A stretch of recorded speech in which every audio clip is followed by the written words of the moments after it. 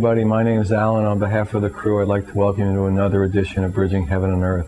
And as I was driving over here today, I was just thinking about, what the show was going to be like and, the guests and all that. And I was just thinking, it's interesting how we are as human beings and how we think we have a certain conception of what is possible, what is not possible, what can happen on planet Earth, what can happen, what is possible, what is impossible.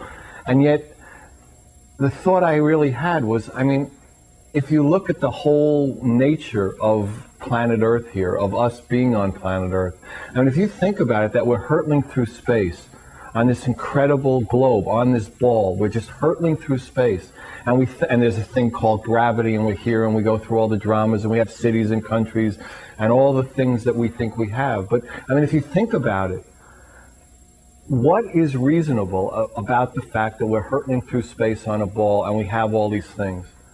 And basically the whole experiment of us being here, in a sense, is unreasonable. It's bigger than our reason.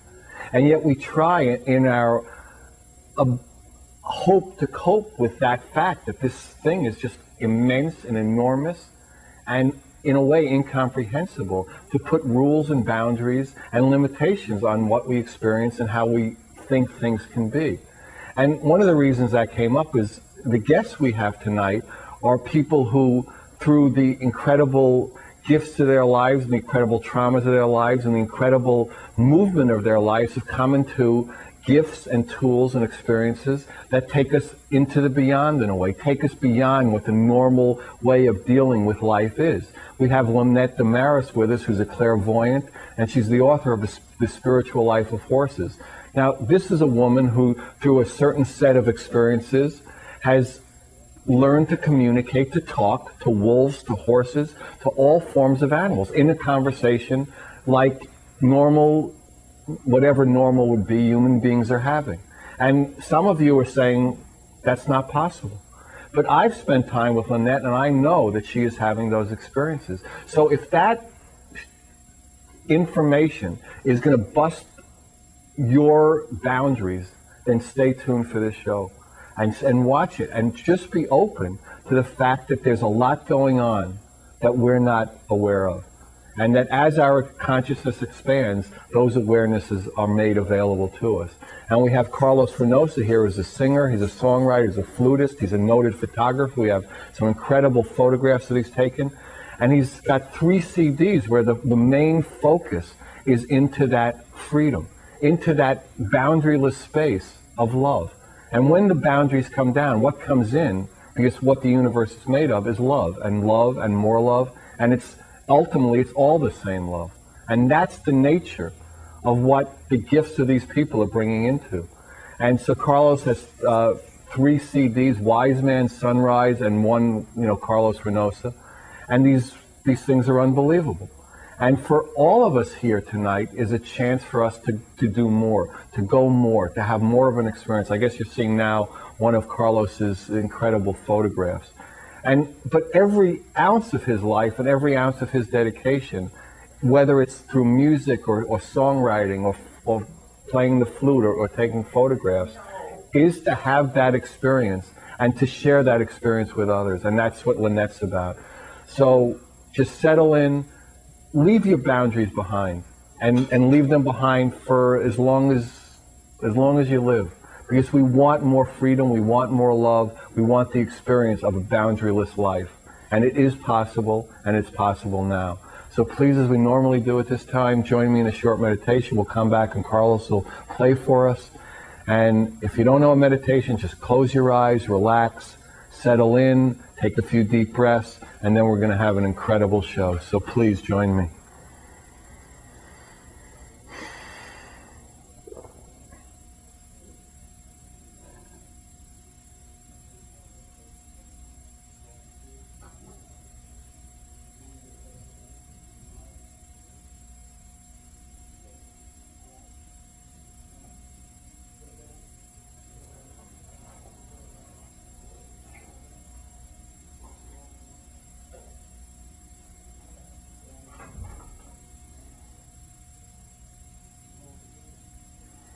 Thank you very much. So we're going to start tonight's show with Carlos doing his first set. His first song is going to be Vision, and that's from his CD Wiseman, and then he's going to do Passion from his CD Sunrise. All these songs were written and performed by Carlos Reynosa, and then we're going to come back with Lynette. So please, Carlos.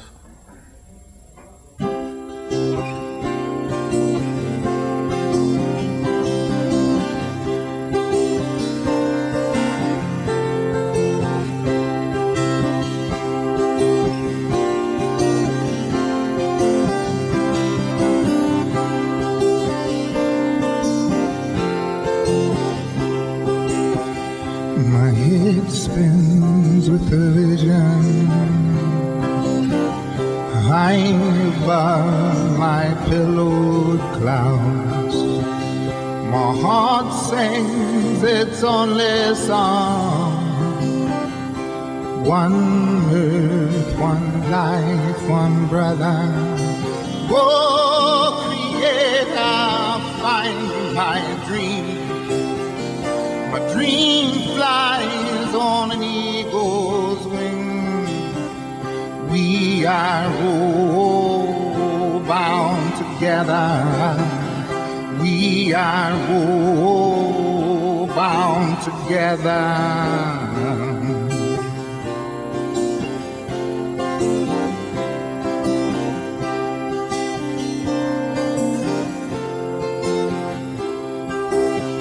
Sons and daughters of many colors, time has come to realize heaven's skies you can search and search. There's only one Mother Earth. My head spins with the vision. My heart beats its only song. One breath, one thirst, one heaven, right here on sacred ground. Oh, Creator, find me my grace.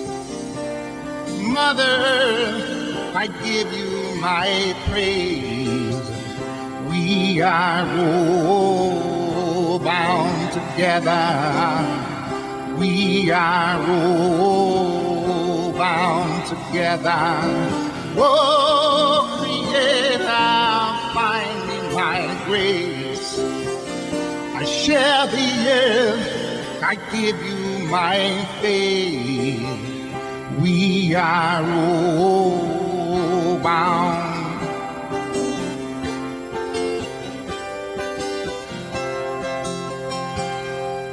On sacred ground.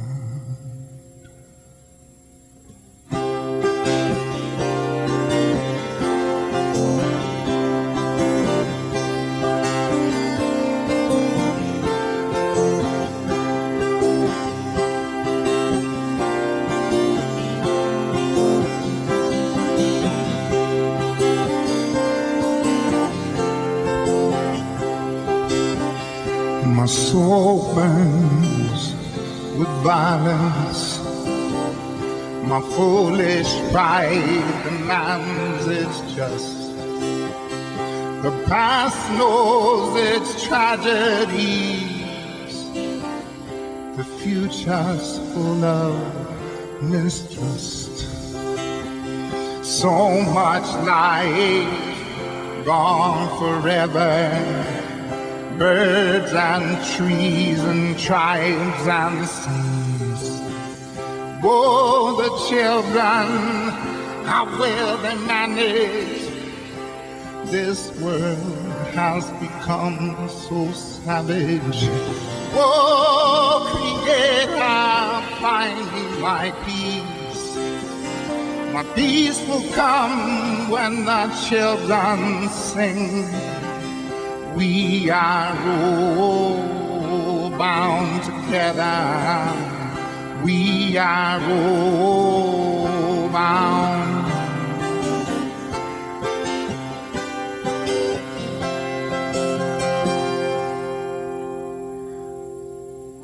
Oh, Creator, dream flies on an eagle's wing. We are all bound together. We are all bound together. Oh, Creator, find me my dream. My dream flies on an eagle's wing. We are all bound.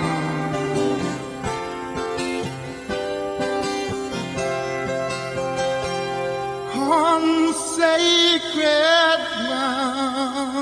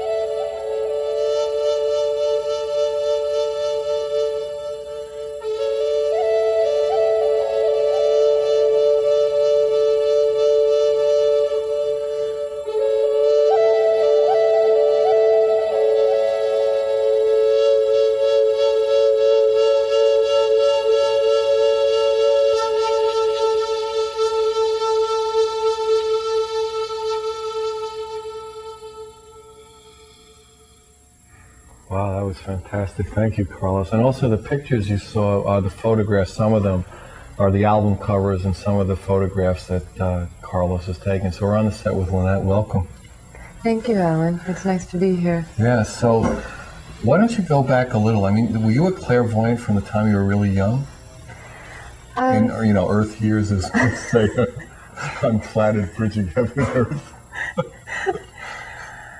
I was always sensitive, intuitive, and I just, I think going back not too many years, that I don't think is acceptable.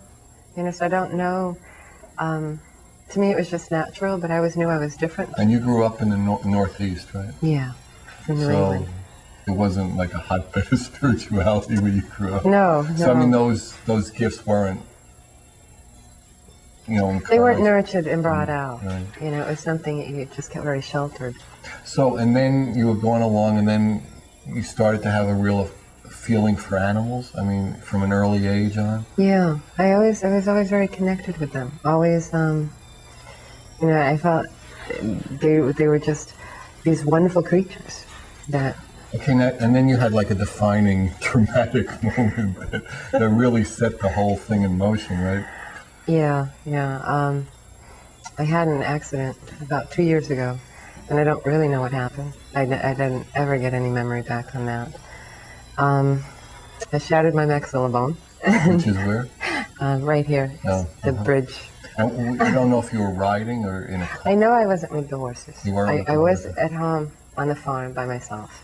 And you have a 65-acre, 70-acre farm in 69 Arkansas. acre, yeah. 69. Yeah, I was at home by myself, and you know, I vaguely remember that morning, and the rest I remember waking up in the CAT scan machine. Really? Yeah, with a brace on my mouth and not knowing where I was. And having complete amnesia to the fact that you remembered you had animals, but you didn't remember you had a husband. No, I didn't even remember I was married. I didn't remember I didn't remember And people. you were telling me earlier that you know that there were horses in the barn, but there's also a strange man in the house. Now he presented a marriage certificate and said, "Honey, I hate this." Flew you in, but we were.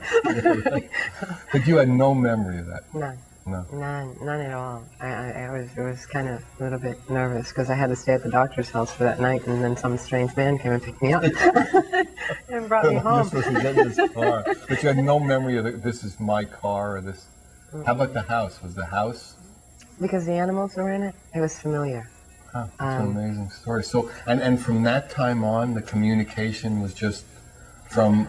Magnitude. I was So, explosive. I mean, in other words, you were sensitive before, and you had incredible relationships and empathy and all, but all of a sudden, they were talking and you were hearing, more or less. Before the accident, they would show me a picture or a vision of something, and I would get a sense of their feeling. And I had done alternative healing work with the animals and with the horses, and that was very easy. But after the accident, it was just this explosion of just this interconnection with them, and when they spoke with their voices, it was like you and I having this discussion, and it was so natural. I wouldn't say that. No. Not yet. We can't really judge it. This is true.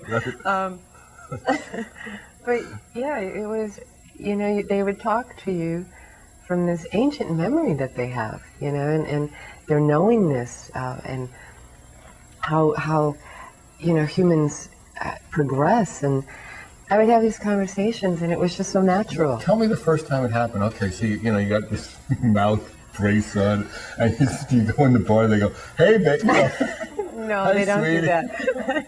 They How's don't. it? You know. They don't even whistle. They Okay. don't Now, tell me the first time when you're going along and you didn't know this existed, right? Because you didn't remember you had a husband, you didn't remember you had a house. So, I mean, the first time, who was the first animal who spoke to you as if we're speaking? Because when I came home, the doctor, they wouldn't check me out of the hospital because I kind of didn't couldn't even remember people's names. The You doctor. think this woman needs a CAT scan a little more. A little observation here would be good. So the dentist, he checked me out because I kept just saying I had to go home and be with the animals. It was the only safe thing I knew. Everything was unfamiliar. And when I went in the house, I have 5 dogs. I have 3 wolves and 2 Dalmatians. The animals were very nurturing. They just came right over. And the process started, it was a healing process. They were more concerned that they couldn't have protected me. And we went through this whole healing process, letting them know that I'm here, I'm okay, I'm going to be okay. And then we just progressed from then. And I don't know the actual when somebody started doing that. It was just all of a sudden they started talking and sharing, and I just... So you don't remember the first, was it, like a wolf, was it a dog? Which was the first voice that was really... I think it was more, I want to say Regala. Which is one of your horses? Yeah, she's on the front of the book cover. Right. I think we saw the book cover earlier, the white...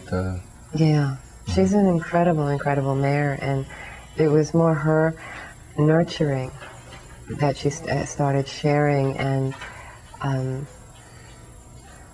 just letting me know that I was okay and everything was going to be fine. And with all these sets of eyes, this accident happened to you somewhere near the house, right? And with all these sets of eyes, it's never been revealed to you what exactly took place?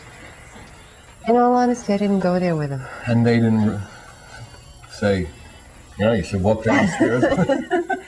A little coordination would be good. I just took it that the accident was really insignificant to the process that was following. Uh-huh. It was a tremendous amount of awakening for me, and the interconnection with everything that happened was incredible. I mean, you could, if they were conversing within themselves and you were sleeping in bed and you had the windows open, if they allowed you to hear, you could hear their whole conversations going.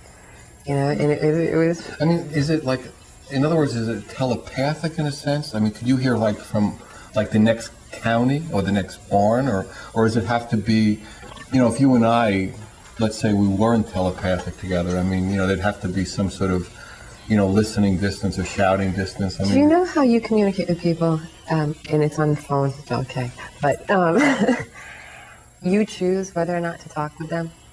Mm-hmm. Whether you're on the phone or whether you're in front of them, mm-hmm. It's the same thing with them. If they're in a different county and there's something going on and they choose to connect with you somehow, they do. If your receptor is open, on, like a radio. Yeah. Uh-huh. And if you don't, or if they don't choose to communicate or you don't, they don't. So the ones... So there wouldn't be a distance limitation? No, there's no separation. Right. It's very, the internet, you can get on and talk to somebody in, Bora Bora in a second. Right. It's pretty, there's so many veils that are down now, and the intercommunication between species and humans, people are just awakening to this consciousness and feeling like they're okay to do it. Like, before they had these thoughts, oh no, am I crazy? I might be hearing something, I might not. And now they're feeling like, wow, a self-acceptance that I'm okay, that yes, I actually am communicating with another being. Let's take the label off it, and you're human, they're a dog, they're a bird, they're a horse. It's another being. It lives, it breathes, it eats, it has blood, it has emotions, it has cell memories. It's very, their structures aren't the same as ours. It all came from the same energy. Source, yeah, right. So they're basically, humans, I think, are finding a more, instead of that fear that used to be there a lot. About the unknown. Right. That which we've done, haven't done before, kind of. It's a self-acceptance, to say it's okay to feel compassion for your animal or feel compassion for that other being there, and it's okay to love that other being, but also understand that we're still two different suits. Let's not take it too far and think... We shouldn't date. No, we should not date. We can't do that one. But things like, they are big, You know, horses are big.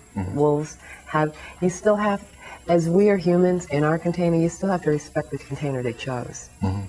They still are a horse. Right. You know, and they still have the ability to move on In all different fours. ways than we do. Right. Right. Yeah, not better, not worse, just different. Yeah. And Exactly. so, in this process of you starting to communicate and starting to communicate so clearly, when did the idea of like, I'm going to put this in a book? You know, I didn't do that. They did.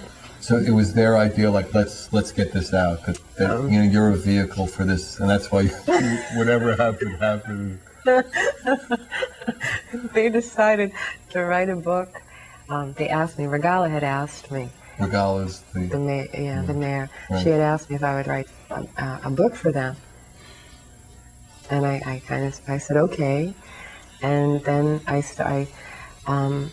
just started typing on the computer, and they would talk and I would write, and when I would get confused, I would take a moment. And it's broken into the different animals, the different horses speaking. And it's interesting, they speak like humans with almost different ideas and different tongues and different, viewpoints, different spokes of the wheel, which is interesting. There's a different tonality, a different sound to each voice that they speak with. There's each one has its own gift to bring, as we do, and they just share it.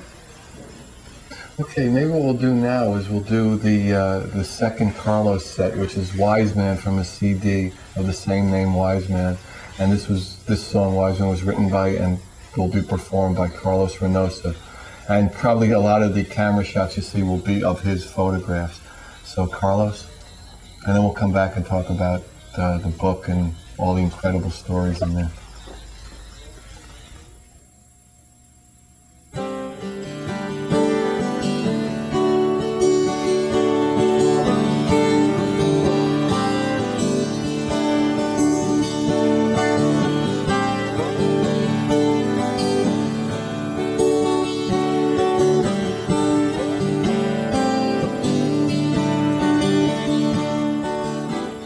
Wise man, tell us what you have learned through your many days.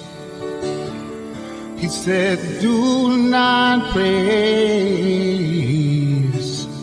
warriors of the past, but do remember their pain. For they killed in God's name, oh, in God's name.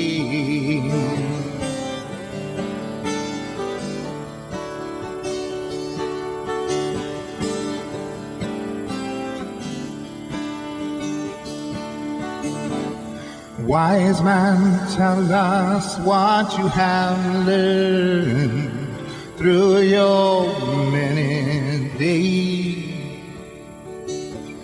If peace is in your head, he said,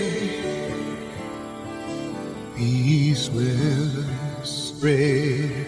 Whoa, peace will spread.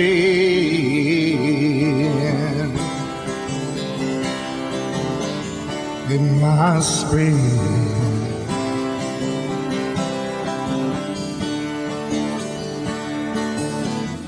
Can't believe what you've done. Who can believe what you've done? I can't believe what you've done. No, no, no.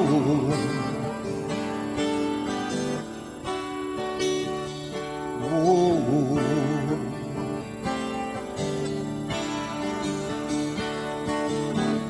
Wise man, tell us what you have seen through your old eyes.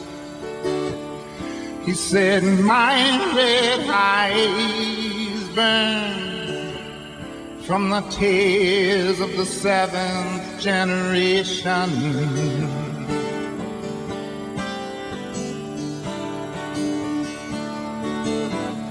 Wise man, tell us what you have heard from my mother. She shakes and she rolls. We've torn our hair so. She needs our respect, oh yes. How soon folks forget, oh, she needs our respect.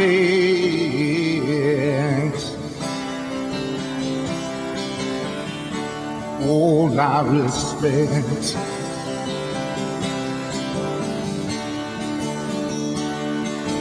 We can't believe what you've done. Who can believe what you've done?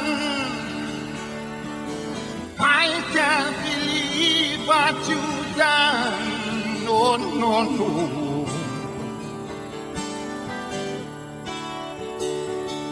Oh.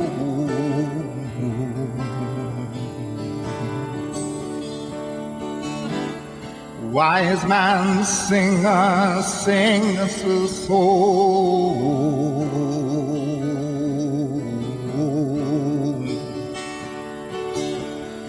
Wise man, sing us a song.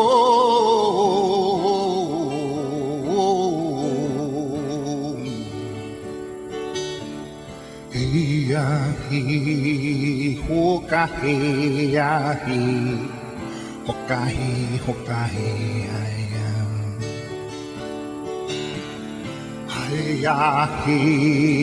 hokahi, hokahi, hokahi, hayahi, hokahi, hokahi.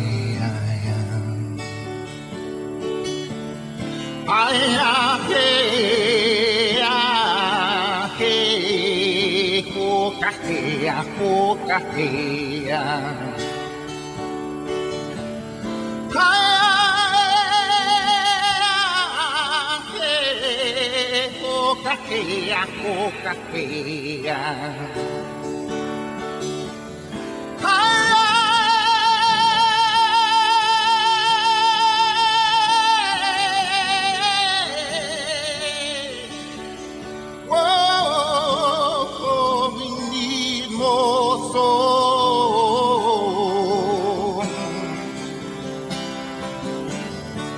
much more song.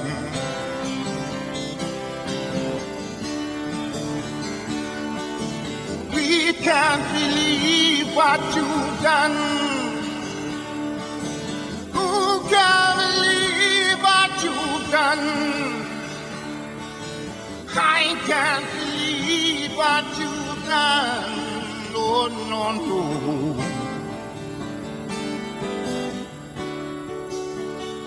Whoa.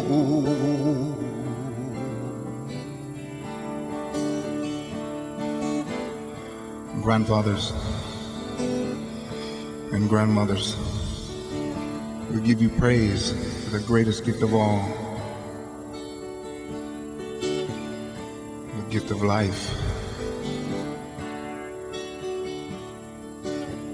We know that you're worried about your future generations, and with good cause, because we know what you had to endure through. Invasion and disease and war, extermination, relocation. While we are here, and we are strong, and we are proud.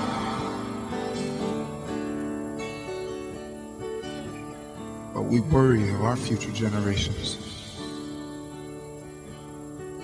We worry about the seventh generation.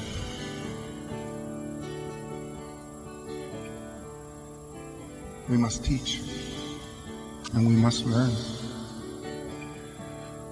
We must teach those who do not understand that she is our mother. She is our future. She gives the most precious gift. The gift of life.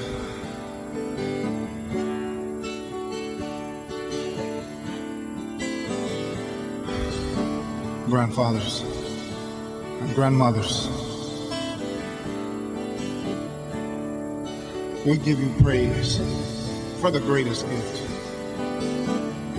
the gift of life.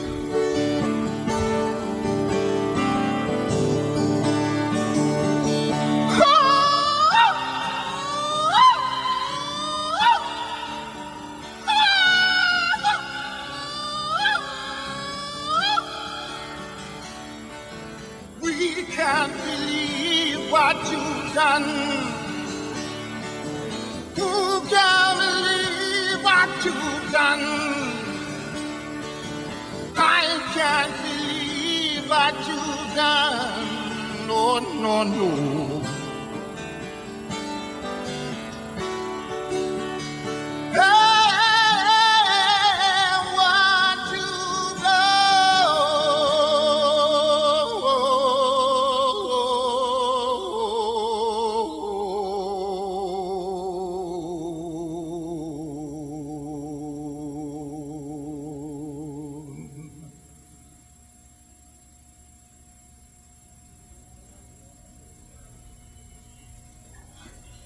Wow. Thank you, Carlos. That was fantastic. Well, we're back on the set with Lynette. Hi, Lynette. Welcome Hi, back. Ellen. Nice to see you again. Yeah, here I am again. So why don't you talk a little bit about, the book itself, The Spiritual Life of Horses, and what the message is. I mean, the message is, when I read it, I mean, it's just, it's like the archangels of the masters. I mean, it's that same message, that message of love, that message of oneness. And each one, in a way, has a different angle on it. So why don't you talk about that a little? In the beginning, how the formation came together is because of the accident and the amnesia and the concussion, and how I'm a very active person, how I wasn't able to do things. I would get up and forget where I was going. I couldn't function physically. And at that time, I kept saying to myself, I'm going to get better. But there are people in their physical containers that are still alive inside that can't. And I kept wanting to do something special with the horses. So they asked to share this book. And I think the whole concept behind, even though each one imparts a different message from their own knowingness, their own truth, about spiritual evolution and the process of humans evolving and understanding that we have an intercommunication and that it's okay to have an intercommunication and accepting self in that. The whole thing is they wanted to spark a light, just a little flame inside someone, just enough to if for a second they began to dream again, like a child, that this was all real. For that 1 second, they made a difference. So that was in essence what the horses were saying, is that's what they hoped this book would do. Yeah. Is to bring that childlike quality back to people. Whoever would be open to it. To just spark a dream again. Mm-hmm. I mean, some sort of inspiration to wake up, to think that you can dream again, to think that we can remember that, yes, we did enjoy talking with animals. We did have that intercommunication. We did respect things that we didn't understand. And that just that little light, if it sparks a kindness in someone, and they don't end up kicking the neighbor's dog, I mean, that type of thing, it made a difference. And it woke somebody up to share an experience with them. Because the book was never about me. I mean, there's in the introduction, it shares how it came about, but each horse, there's Regala, Barria, Avatario, D'Artagnan, and at the end, there's a story on Pegasus. And each horse shares their own aspect into the center. I mean, there's a circle and we all have a different viewpoint. If we stand around a circle and you see the center, we all see it from a different angle. And so their perception and their perspective is pretty much the same. Regala, they have their pictures. Each one has a picture of them in the book, and each one when you read, you get a different feeling. Sometimes I get people calling and saying, I can hear this one, or I can hear this one. And it's so interesting that they could actually resonate.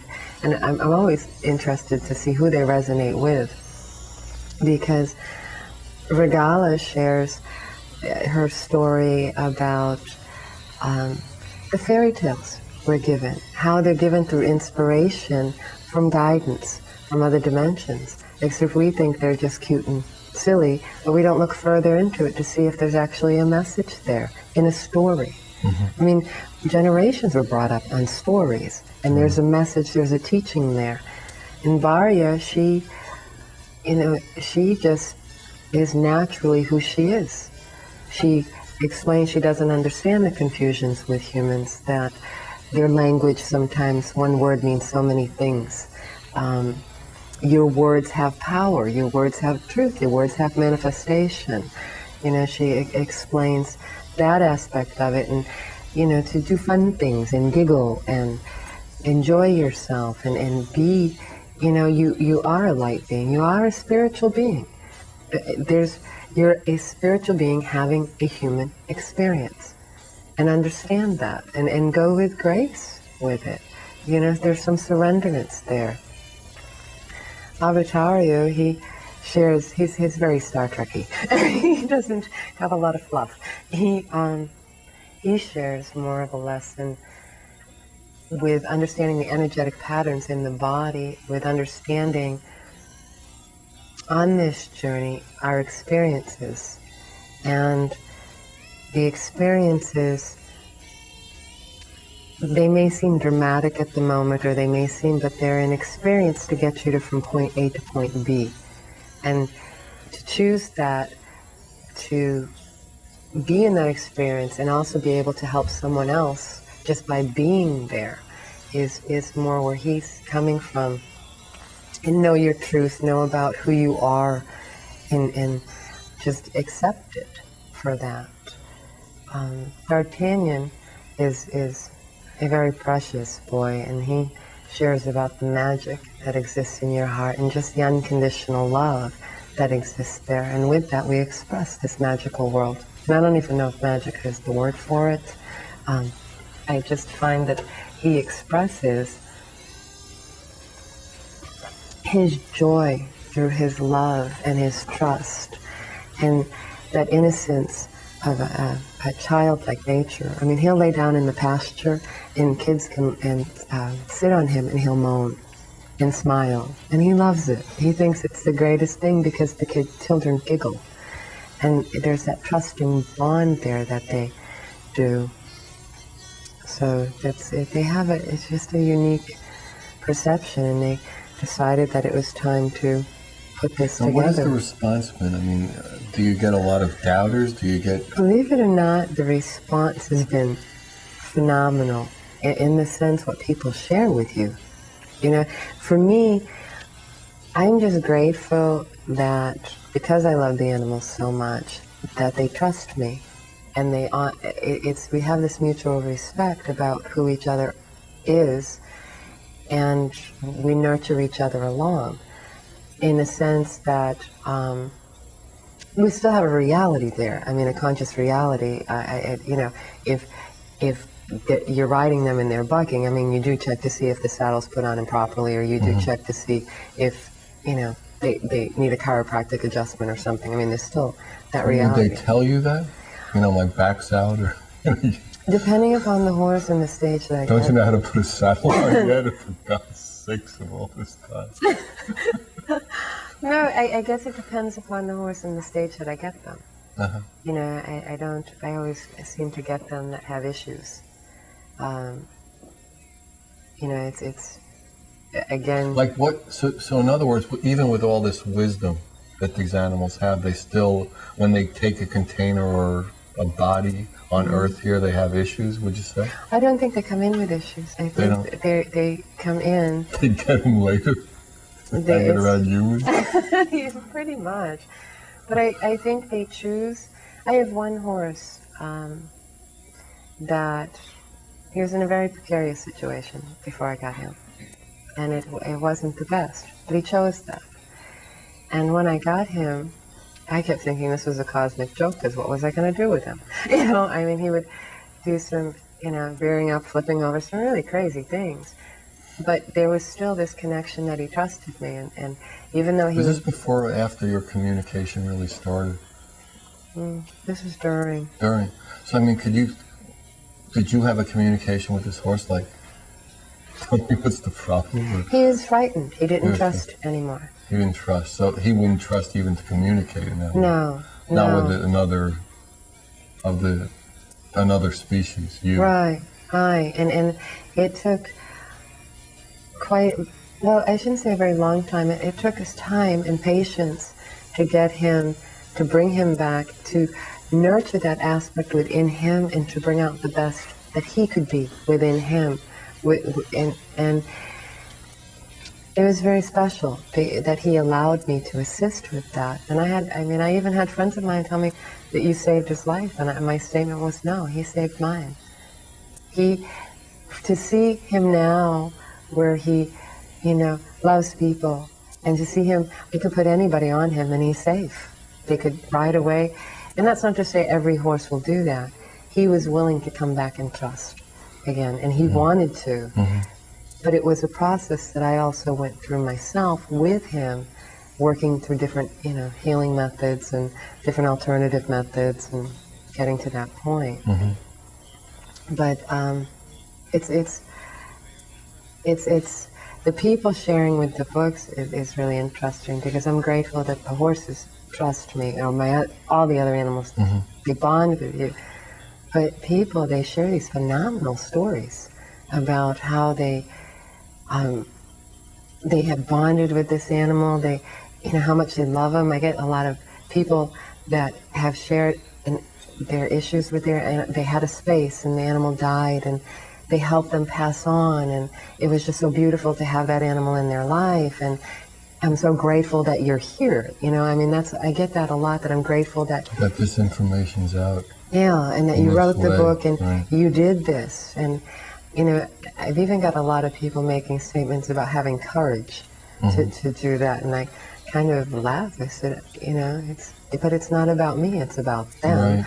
I'm just bringing it forth, that's all. They've got hooves, I've got hands. It'd be harder for them to be on the computer. Yeah, just a bit, Oh, they would need a keyboard this time. Now there's a big keyboard. Thank you, Mr. Gates. They're wonderful stories. Some of them are pretty tear-jerking. They feel like they have a connection with a new friend that they met, and they also, but they also understand the animals more and are more receptive and are more accepting themselves, that it's okay to have an intercommunication. So you'll hear wolves talking to horses. Sometimes, if they allow me to. It really depends. But you think that they are communicating? When I'm not hearing them, Yeah. I mean, it's pretty obvious. Once the wolf sits in front of the horse and the horse has their head in front of the wolf. so they're in a talking position. They hang out for quite some time. Uh-huh. So in some way they're communicating. Yeah. At different times, there are conversations that they'll let you hear and that they don't. And that's just like, humans. You don't want everybody to know your business. And it's just they feel the same way. There's some things that they'll share in between themselves and some things that they won't. So there are certain things that are wolf ready, some are human ready. They're a strange bunch altogether. Horses, humans, wolves. A lot of us are a strange bunch of things, as far as I can see. Oh, it's a great though. People, because my husband travels a lot, they ask me if I ever get lonely. I'm like, how? Let's be real. Well, do people, after reading the book, want to come and visit the animals? Has that happened to you yet? If you build it, they will come. If you wrote this book about, that I really connected to one of the stories and one of the animals, I'd like to come and spend time with. I'm getting that a lot. And how do you feel about opening your space to that? As long as it's respected, I don't mind. I live in a pretty rural area, and it's not easy for people to get to. So you got that going for you. I don't mind sharing that, because I think, for whoever's on that space and that time and that moment, if there's something that can happen that will help them, shift or make a transition or gain some better understanding. I just have a magical experience. Right, like, yeah, just swimming with the dolphins. I mean, just hanging out just can open your heart. Yeah, that's phenomenal. To do that, I embrace that. And that has been, those requests have, I mean, the book is reasonably new, so. Yeah, no, I've had quite a few requests. And have people come to your place? And has that happened? We've had an ice storm pretty heavily. Since We couldn't get there. So it's more the spring and the different... So that's, what's the name of that? That's Regala. That's on the Regala, cover. that's on the cover. She's a very special And was special she, would you girl. say she was the first one who the communication was really clear and really strong? After the accident? Yeah, I would say more so. She was the one that was, because her voice is very motherly, very nurturing. And that's what you needed at that time, so it just worked out that way. Yeah, she was, I can't remember exactly at that time what she was saying, but it wasn't soon after that I started typing, the book.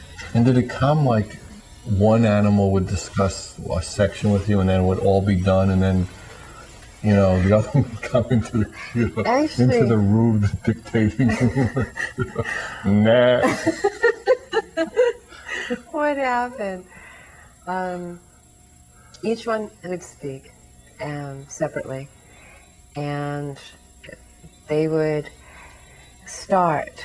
And like anything, by the time you got finished with that chapter, it had been edited, many times, because it was more, they had to get you into a place of trusting, some But of... that wasn't hard for you. I mean, by the time you were typing it, The communication with the animals wasn't hard. It was actually putting, the whole concept of putting the book together and... So there was a little resistance in you, like, do I want to come out? Oh, yeah. Not a little resistance. But you had just been traumatized already, so you knew, I'm not going to resist this again. It's like I told you, you're do one trauma. After that, you better give it easier. So it didn't take too long. No, it was just a space where, it's always a challenge when you're different. It's all, and I don't think it's different. It's always a challenge when you're knowing more of yourself and you're accepting more And of letting it yourself. out, and there's a lot of resistance to that.